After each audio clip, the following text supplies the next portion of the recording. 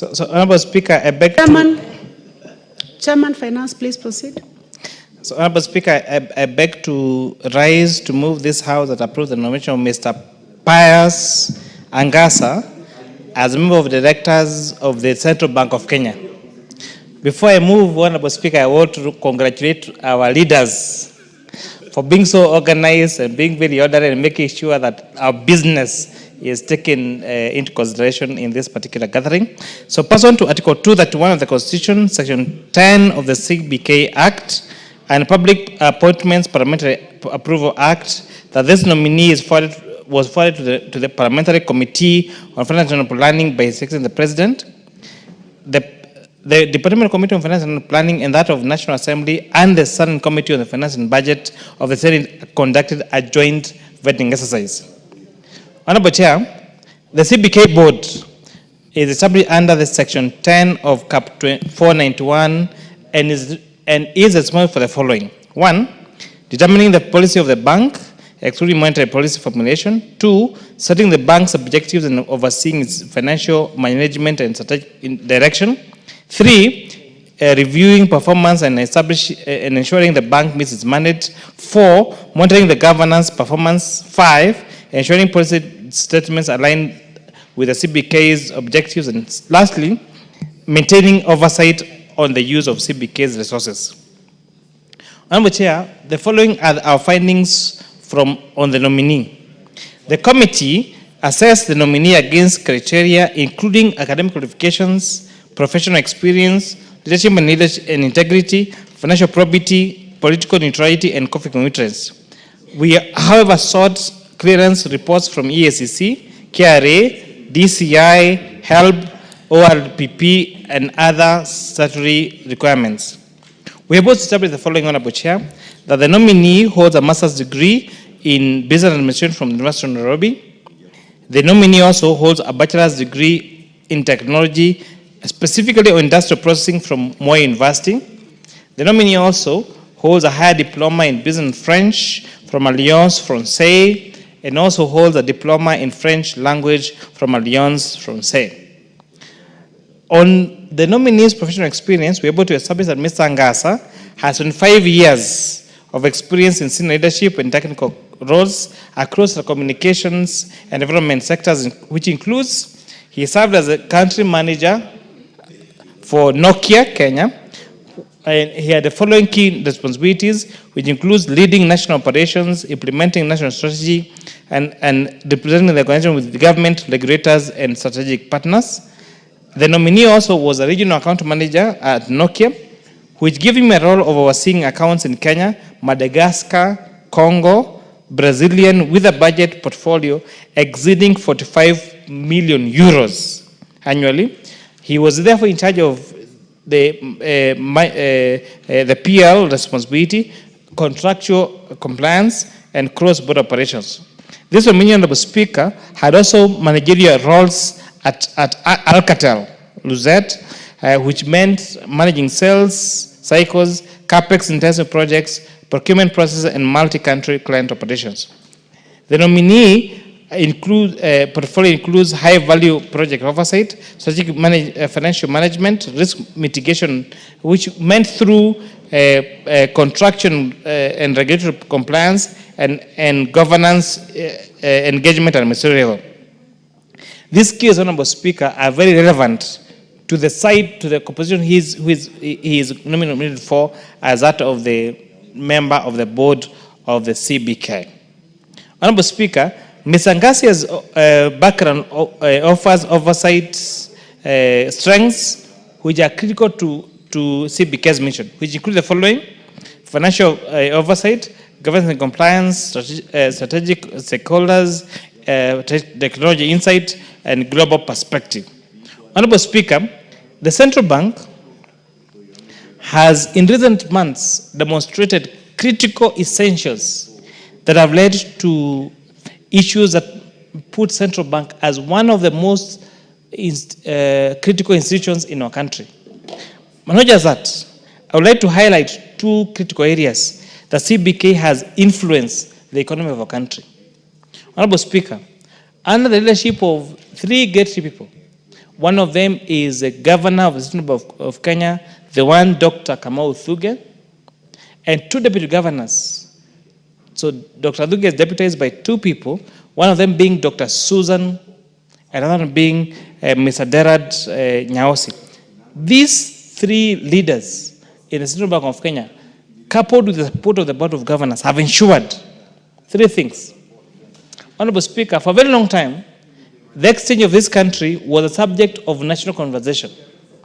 But as we may notice, in the last few months, our exchange rate has stabilized at around between 128 and 130 shillings to the dollar.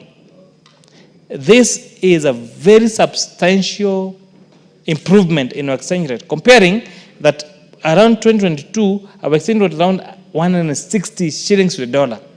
And Honorable Speaker, this is not just one of the achievements. There are three more that I will easily point out. The improvement in our inflation rates, Honorable Speaker, and also the reduction of our interest rates from a very high of 14% to now a 9% on our inflation rate, Honorable Speaker, on our interest rate, Honorable Speaker.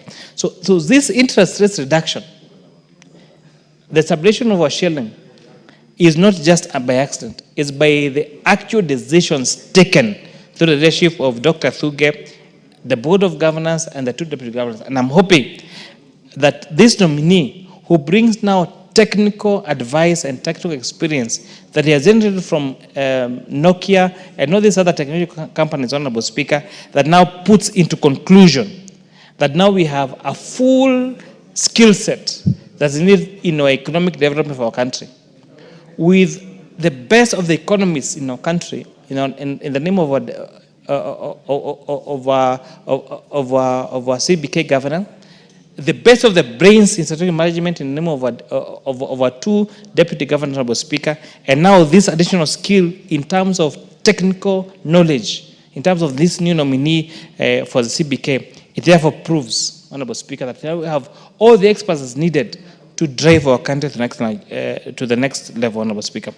The nominee demonstrated he had no political ambition, he had no conflict of interest, and therefore, I urge this Honorable House that we may jointly approve the nomination of this one Ms. Ignatius, Honorable Speaker, to be the next board member for the CBK, the Central Bank of Kenya. Honorable Speaker, I want to guarantee this committee, I want to guarantee this Honorable House that from the discussion we have with this Honorable, from this nominee, Honorable Speaker, that we have the best of the brains in technology. Because, Honorable Speaker, we're experiencing a very significant shift from old finance to new finance. For a long time, Honorable Speaker, when you and I got employed, our biggest ambition was to open a bank account and see our salaries come to a bank account. But Speaker, let me tell you what's happening in that arena. People, especially between the age of 18 and 35 years, they don't operate a bank account, they don't operate a M-Pesa account, they operate a virtual assets account.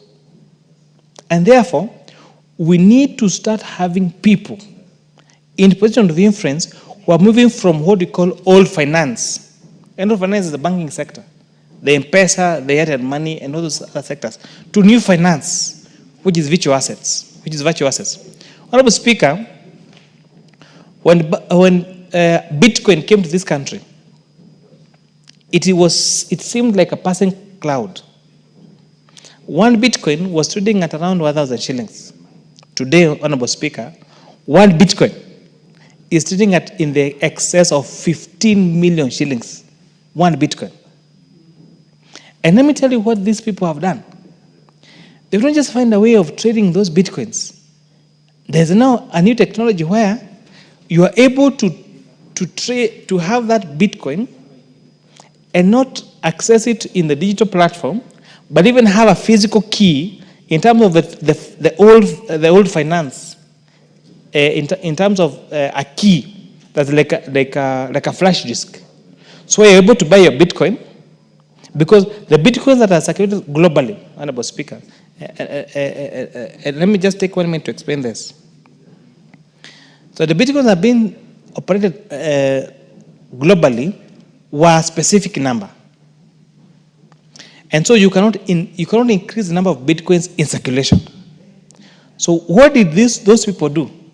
They have now come up with a new technology that says, because you have X limited number of Bitcoins globally, when you buy your Bitcoin or whichever other coin you buy, you're able to buy it and lock it in terms of value physically and take a physical code on it and hide it wherever you want to hide it. And you're able now to transform that into fiat currency. Chair, do you notice that the member seated next to you is very surprised, and also the majority deputy whip? Have you noticed that?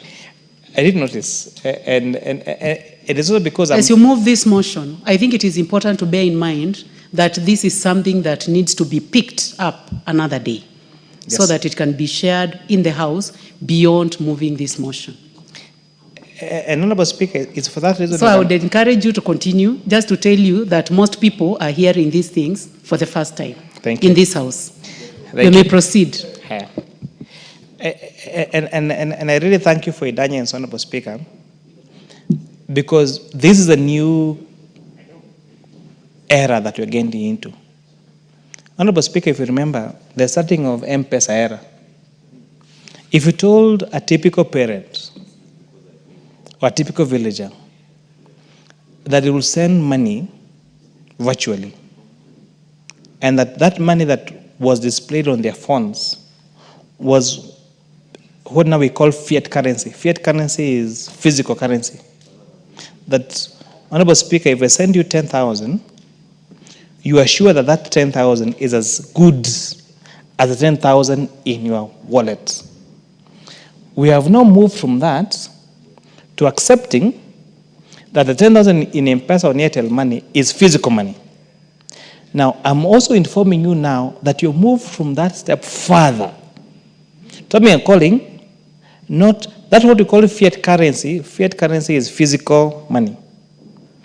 To not M-Pesa, but to currency that we also don't understand, that flows through something called blockchain technology, where a few years ago, what was called a Bitcoin, and I remember this because, Honorable Speaker, I raised this at the floor of the House in 2019 to the then governor of CBK.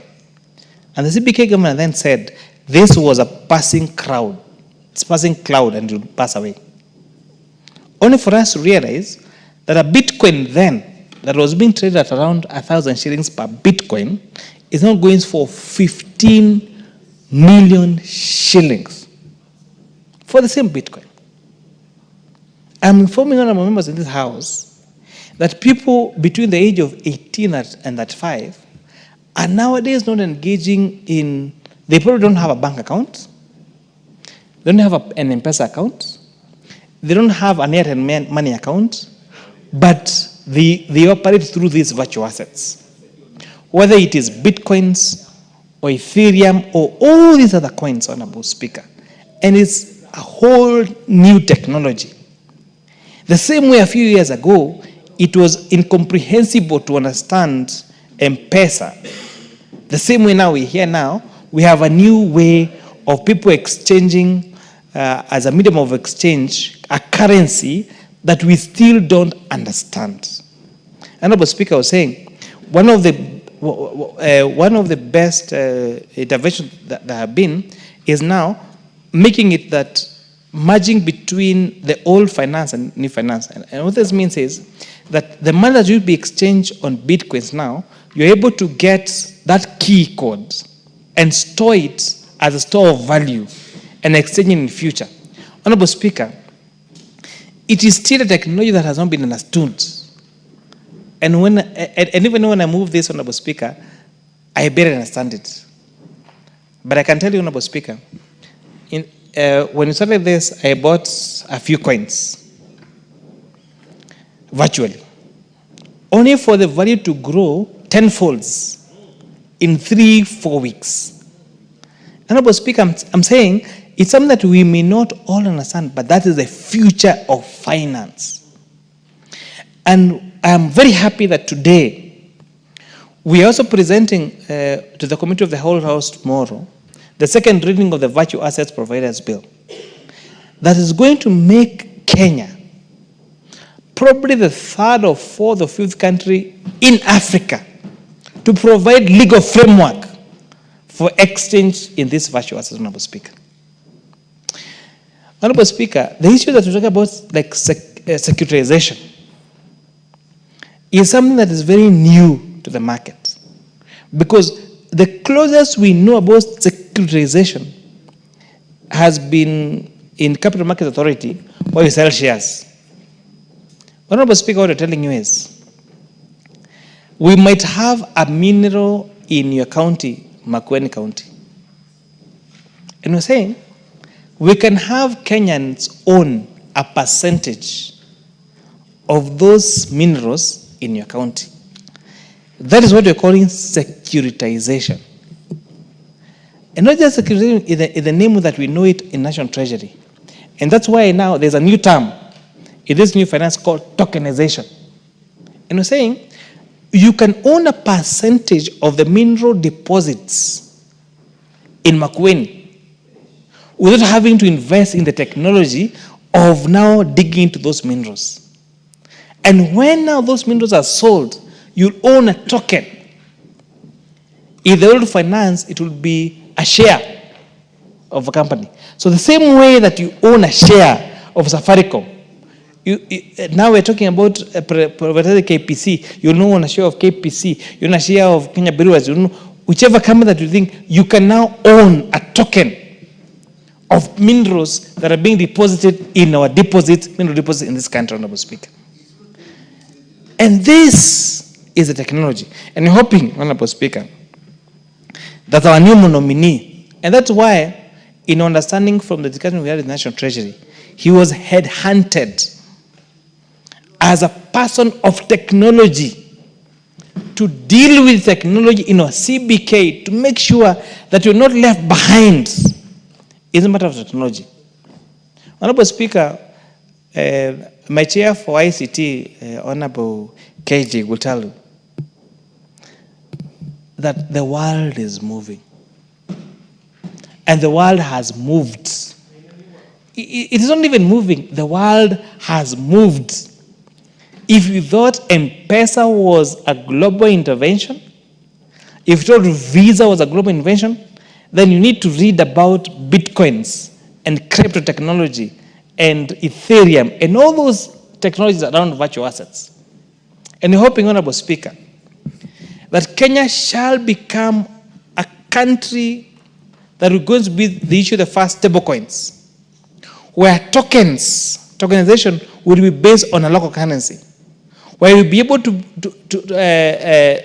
exchange our tokens into fiat currency very easily through an exchange.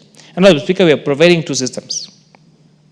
One, the bill is going to provide for a CBK as a sole regulator for stablecoins, and a central and CMA as now the sole regulator for exchange. And I'm hoping that this gentleman, just like the story of Safaricom, that started from Vodacom, and when nobody believed that Vodacom would transform into the Safaricom that we know now and become a lead in Africa, that we are going to become a leader in fintech technology, and especially for finance. And Honorable Speaker, inshallah, when you succeed, these technologies will bring change in our region. We're going to have, and just to give an example, as my minutes are running out, President Trump, for example, even issued a Trump coin in the US. So that's how far this technology have gone. And I'm hoping that the Honorable House will approve this honorable member to be Mr. Pius Angasa to be a member of the board of CBK and provide the technological know-how that transform us, not just a hub for fintech for Kenya, but most importantly for Africa, and most importantly for the world. Honorable Speaker, we lead. The number of the amount of money is transacted now on banks and M-Pesa is nothing compared to what is being transacted on these technologies. We must lead, we must provide the leadership, and we must be. Please give him a minute to conclude. Please conclude, Chairman. And we must be the one that provide the leadership in Africa. And with that, I really urge this Honorable House to consider becoming the lead in fintech in this very, very, very important frontier where we are leading by the regulatory framework. Because, Honorable Speaker, in Africa, the only other countries that are providing a legal framework is South Africa and Ghana. Nigeria is the largest trader in Bitcoins, but still in virtual assets, but still don't have a regulatory framework. And once we do this, we are going to be the leader, and this is where our young people will get employment. That's why we're going to become a lead in fit technology. And in those many remarks, Honorable Speaker, I beg to move and request now that my co-chair, the chair for ICT, to second. Yes, proceed. Honorable KJ. Honorable Speaker, I thank you. And at this very thin hour of the evening, I think there could never be any more important business that would be discussing as a House, more important than what is before us. It might be seen as a motion to consider the appointment of an individual to an office. However, Madam Speaker, this evening shall be historic, because one day country will look back and realize that there was a day that the House sat to have a conversation as to how to onboard our financial systems and our financial services onto the fourth industrial revolution. Madam Speaker, I am standing to second this special motion on the consideration of one Mr. Pius Angasa as a board member of the Central Bank of Kenya. And Madam Speaker, you have heard the CV that has been laid here by the Honorable Kimani Kuria. This is a gentleman very well known to me because of his time in the technology sector in Kenya. Right from a very nascent stage, when we were experimenting with mobile telephony, up to where we are, Madam Speaker, I would vouch for this individual, not only because he is known to me, but also because I know the expertise that he brings to Central Bank. Madam Speaker, in the early days of the 2010s, Kenya had to make a decision on mobile money. At that time, Kenya could not decide whether to domicile mobile money in banking or whether to domicile mobile money in telecommunications.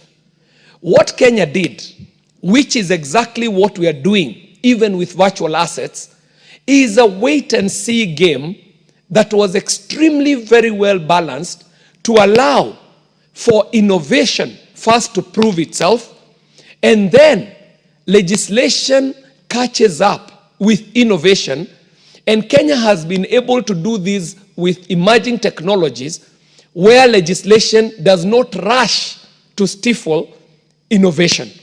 Madam Speaker, I cannot add to what the Honorable Kimani Kuria has said, that today there is not one single sector that stands on its own.